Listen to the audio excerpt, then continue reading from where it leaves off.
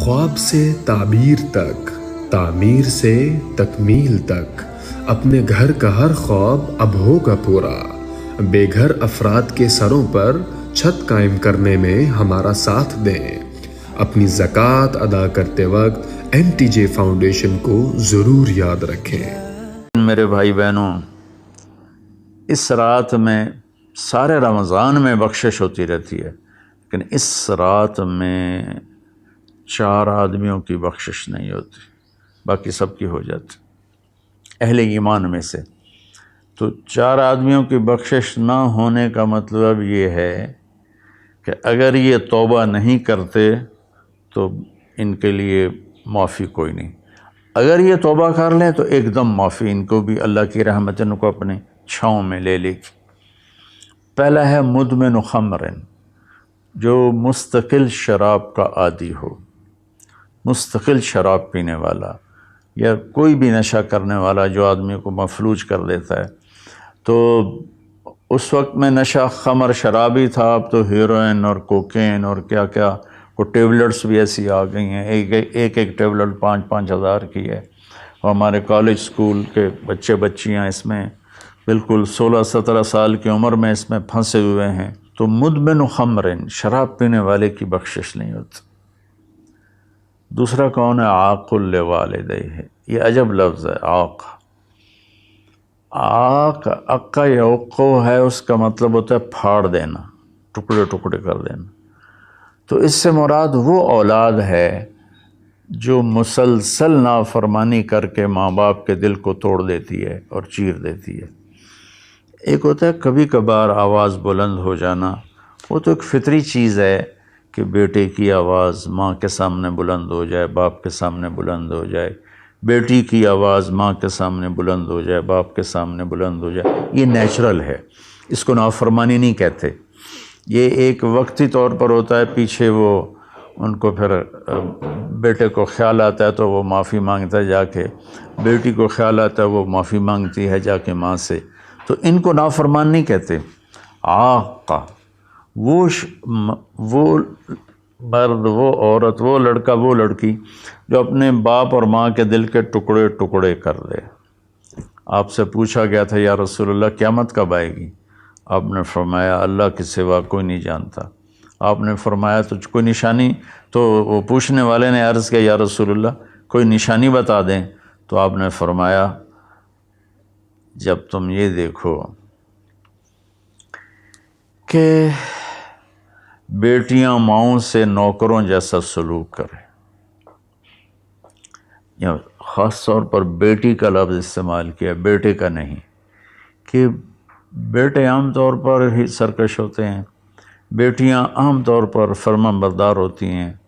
تو آپ نے فرمایا جب تم یہ دیکھو کہ بیٹیاں بھی ماؤں کی دل شکنی کرنے لگ جائیں اور عرب کے بدو لمبی لمبی عمارتیں بنانے لگ جائیں تو سمجھنا کہ قیامت قریب ہے۔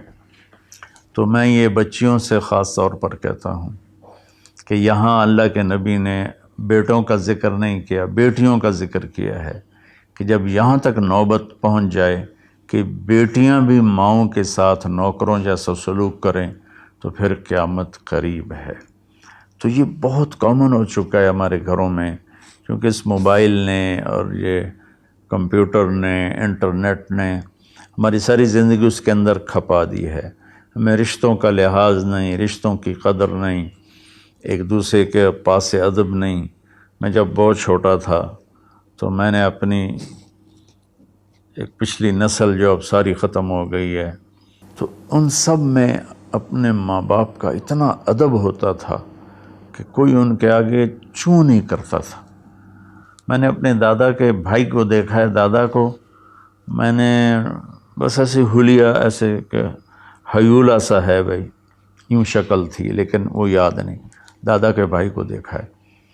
تو دادا کے بھائی کے جو بیٹے تھے نا، جب ڈیرے میں بیٹھتے تھے تو اپنے والد کے سامنے نہیں بیٹھتے تھے، پیٹھ کے پیچھے بیٹھتے تھے، حالانکہ دین کی کوئی خبر نہیں تھی۔ یہ اس وقت کی معاشرت تھی، مشرقی معاشرت۔ اب بھی آپ جائیں تھر میں تو ہندو عورتیں ہوں گی جب گاڑی آئے گی تو ایک دم اپنا گھونگھٹ نیچے کر لیں گی، حالانکہ ہندو عورتیں. یہ تہذیب مشرق ہے. تو اسلام تو ویسے ہی عریانی فحاشی کی اجازت نہیں دیتا. تو ہماری تو مشرقی تہذیب بھی اس بات کی حامل ہے کہ عورت حیا کے پردے میں چھپی ہوتی. اور اللہ نے مجھے تاریخ پڑھنے کا بہت موقع دیا. دنیا میں یہ جو راجپوت قوم ہے یہ آرین ہے. تو جب ان کی یہ قبل مسیح آئے ہندوستان میں، عیسیٰ علیہ السلام کی آمد سے پہلے ہندوستان میں آئے، پھر یہ خونخوار تھے اور آپس میں لڑتے تھے. تو پورا ہندوستان چھوٹی چھوٹی ریاستوں میں بٹا ہوا تھا. کبھی کسی راجا نے 5-10 ریاستیں فتح کر لیں ورنہ یہ اس طرح تقسیم تھا. تو یہ دنیا کی واحد قوم ہے. جب انہیں یقین ہوتا تھا کہ ہمیں شکست ہو جائے گی تو وہ سب سے پہلے اپنی بیٹیوں کو، بیویوں کو، ماؤں کو قتل کر دیتے تھے کہ کوئی ہماری بیٹیوں کی عزت سے نہ کھیلے، ہماری بہنوں ماؤں کی عزت سے نہ کھیلے. پھر جا کر لڑتے تھے. اور عام طور پر جس کو شکست ہوتی تھی وہی ایسا کرتا تھا اور اپنی جان دے دیتے تھے. چھوٹا سا واقعہ سناتا ہوں کہ مراٹھوں نے ایک قلعے پر حملہ کیا، شیر گڑھ اس کا نام تھا. تو اس کا جو راجا تھا وہ راجپوت تھا. اس کی طرف سے، اورنگزیب کی طرف سے وہ وہاں اس قلعے کا وہ حاکم تھا، لیکن تھا ہندو. اودے سنگھ اس کا نام تھا اور اس کی 18 بیویاں تھیں. تو مراٹھوں نے اس پر حملہ کیا. تو رات کے اندھیرے میں حملہ کیا. تو سارے 5000 کی فوج تھی، ہندو مسلم کٹھے، وہ شرابیں پی کے پڑے تھے. وہ 300 آدمی اندر گئے، ان کو اکھاڑ دیا. تو اودے سنگھ کو جب پتہ چلا کہ میدان ہاتھ سے نکل گئے تو اس نے اپنی 18 بیویوں کا سر قلم کر دیا اور پھر آ کے نیچے لڑا اور خود بھی مارا گیا. تو یہ ایک ثقافت تھی، تہذیب تھی. تو اب ہماری ساری وہ اختلط الحابل بالنابل، اچھا پانی اور گند گٹر کا پانی آپس میں مل گئے ہیں. تو ہماری تو آپ نے تہذیب دیکھنی ہو تو آپ یہ ادھر جا کر سندھ میں دیکھ لیں کس طرح عورتیں اپنے گھونگھٹ میں رہتی ہیں. تو میرے بیٹوں بیٹیوں، حیا بہت بڑی چیز ہے، بہت بڑی دولت ہے. چونکہ ہم قرآن نہیں پڑھے، اللہ کے نبی کو نہیں پڑھا، تو مختلف قسم کی چیزوں سے ہم متاثر ہو کر اپنا وجود بھی گم کر بیٹھے ہیں اور اپنی تہذیب بھی مار بیٹھے ہیں. تو دوسرا شخص جس کی بخشش نہیں وہ ہے جو ماں باپ کے دل کو ٹکڑے ٹکڑے کر دیتا ہے. تیسرا ہے قاطع رحم، جو رشتوں کی پرواہ نہیں کرتا، رشتوں کو توڑتا ہے، بدتمیزی کرتا ہے، گالی گلوچ کرتا ہے، اور کبھی بھائی سے لڑتا ہے، کبھی ماں سے لڑتا ہے، کبھی باپ سے، کبھی چچا سے، کبھی تایا سے. ماں اور باپ سے جتنے رشتے بنتے ہیں نا وہ ذوی الارحام کہلاتے ہیں. تو جو اپنے رشتوں کی قدر نہیں کرتا اور ان کو ذلیل کرتا ہے تو اس کی بھی بخشش نہیں ہوتی. چوتھا ہے الشاحن. شاحن کہتے ہیں جو دل میں بغض رکھے کسی کے لیے، دل میں کینہ رکھے کسی کے لیے، تو اس کی بھی بخشش نہیں ہوتی. تو دیکھو میں سب کے سامنے ہاتھ جوڑتا ہوں، اگر کوئی شراب کا عادی ہے توبہ کر لے، ابھی 21 کی رات نہیں آئی. اگر کوئی ماں باپ کو ناراض کر کے بیٹھا ہے تو ان کے پاؤں پکڑ کے راضی کر لے.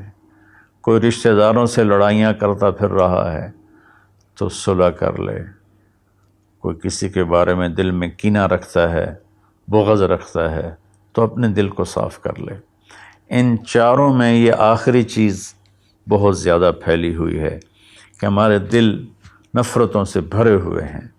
تو میرے بھائی بہنوں، اس رات میں اللہ تبارک و تعالیٰ سب کی بخشش فرما دیتا ہے سوائے ان 4 آدمیوں کی. اور یہ بھی اگر توبہ کر لیں تو ان کی ساتھ ہی بخشش ہو جاتی ہے۔ تو اس میں ہمیں 21 کو بھی جاگنا چاہیے، 23 کو بھی، 25 کو بھی، 27 کو بھی، 29 کو بھی، کہ 5 راتیں، کوئی ایک رات تو ضرور ہوگی، باقی اصل علم تو میرے اللہ کے پاس ہے۔ تو اپنے دل کو بھائی بہنوں صاف کرو، اور اس ایک رات میں 83 سال کا ثواب لے لو۔ اللہ تعالیٰ مجھے آپ کو عمل کی توفیق بخشے۔ السلام علیکم۔